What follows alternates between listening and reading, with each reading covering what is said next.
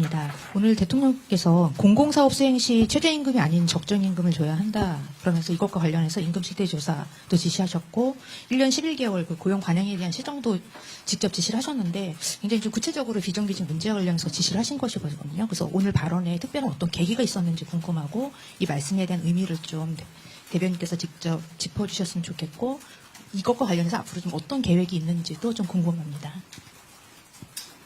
네, 오늘 이제 일부러 공개 발언에서 이제 법적 개념으로서 임금이라면 이제 최저임금과 그 생활임금, 조례로 정해져 있는 생활임금과 법률적인 최저임금인데 왜 임금에 대해서 이렇게 법률적 개념에만 묶여 있느냐. 오히려 국가나 혹은 정부 조직이라면 이런 법률에 묶여 있는 것이 아니라 그 이상으로 적정임금, 공정임금 이런 부분에서 사회적 모범을 더 보여야 되는 게 오히려 이제 정부 조직이 되어야 된다라고 이제 말씀을 주셔서 좋은 의미의 정부 조직이 줘야 되는 선한 영향력이란 이런 것이다라고 좀 보여주시고 싶었던 게 아닌가 싶고요. 그래서 노동부 장관도 그 말을 좀 받아서 이런 부분에 있어서 조금 더 정부가 앞장서서 그 최저임금을 맞추라고 주는 이게 법률 개념, 이건 어기면 안 된다는 최저 노선이지 맞추라고 주는 가이드가 아니다라는 부분을 한 번 더 사회적으로 환기시키는 그런 개념의 말씀이셨다고 보시면 될 듯합니다.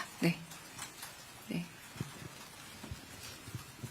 네, 저 TV조선의 최민식입니다. 오늘 법제처장님께서 문체부가 직권으로 그 종교단체 해산을 결정할 수 있다는 취지로 말씀을 주신 것 같은데, 그러면 별다른 사법적 절차 없이 문체부 장관이 직권으로 결정할 수 있는 사안인지 궁금하고요. 그리고 두 번째로 오늘 그 박주민 후보께서 대통령으로부터 전화를 받았다고 말씀을 주셨는데, 실제로 그게 사실인지 좀 궁금하고, 이 당무개입 논란 이후에 대통령께서 혹시 참모들에게 아차 내가 좀 실수한 것 같다라는 식으로 좀 말씀을 주신 게 있는지 좀 궁금합니다. 네, 첫 번째는 아까 그 부분은 아까 말씀드렸던 것처럼 그 정교 분리의 원칙에 대해서 헌법 조항을 한번 확인해 달라라고 이제 법제처장 조원재 법제처장에게 몇 주 전에 말씀을 하셨고 그 부분을 확인해 보셨냐라는 대답 과정에서 헌법 사항이라기보다 오히려 민법 38조에 적용을 할 수 있을 것 같습니다라고 말을 했고 그 부분에 민법 38조에 나와 있는 부분에 그대로 읽은 것으로 사료됩니다.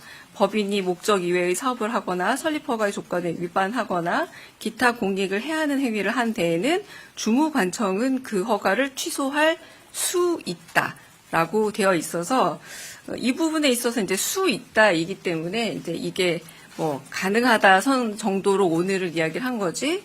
그럼으로 인해서 방금 이제 기자님께서 질문하신 것처럼 이제 이 모든 것이 이제 직권 연행에 이건 이후에 문제가 되지 않을까 싶고요. 오늘은 이제 국무회의에서 말한 생중계된 영역 그대로 이제 요걸 확인한 정도까지가 될 것 같습니다. 그리고 아마 이제 조직적으로 해악을 미치는 것이 어떤 부분인지 이런 것들은 좀 또 사회적 논의가 필요한 부분이 아닐까라는 생각이 저도 들기는 하고요.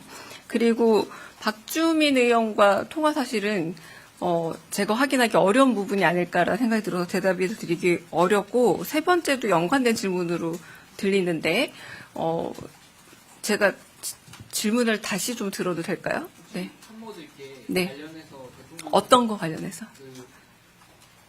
SNS에 정원을 네. 어제 SNS 관련해서요. 어제 SNS는 이재명 대통령께서 언제나 가장 행복했던 시절을 지자체장으로서 시장으로서 사랑받던 시절이라는 얘기를 횟수를 셀 수 없을 만큼 자주 하시곤 했습니다. 그래서 그냥 개인적인 소회를 밝힌 내용이라고 보시면 될 듯합니다. 네. 다른 질문도 있으실까요? 네. 예, 대변인님, 저 한국일보 이성택입니다. 네. 저기